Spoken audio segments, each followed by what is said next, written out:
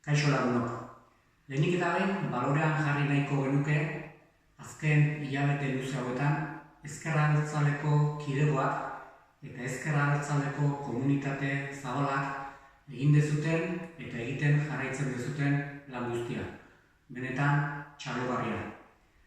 Igandeko emaitzek utziko diguten argazkiaz haratago garbi izan dezagun oinarri garrantzitsu bat jarriko dugula gure askapen prozesuaren baitan.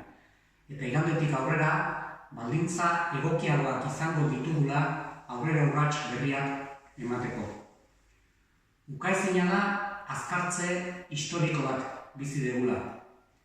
Ukaezina da Estatu Espainiarrean eskuin joera nagusitzen ari dela eta jarraituko duela. Erritmo batean ala bestean izan. Horregatik, Estatu Espainiarretik datorkigun oldarraldiari eraginkortasunez erantzun ahal izateko, indar harreman politiko eta instituzionalak eta aliantzak erabakigarriak izango ditugu.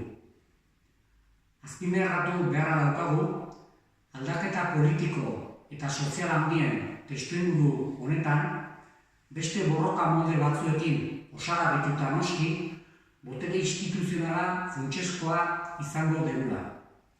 Boterea bere onean ulertuta. Boterea herritik eta herriarentzako. Boterea aldaketa sozialean sakontzeko.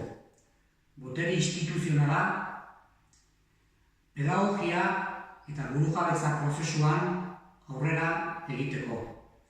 Botere instituzionala euskal jendartearen erabakia defendatzeko eta gatazkaren konponbidean urrats berriak eman ahal izateko behin betiko ondorioei bukaera emanez. Finean, botere instituzionala ere ezinbestekoa izango dugu Euskal Herriko burujabetza prozesuan aurrera egin eta Euskal Errepublika helburu jauzi berriak eta handiak emateko. Lagunok, igandetik aurrera ere gauza handiak egingo ditugu. Horregatik, animo, eutsi goiari eta aurrera gorie.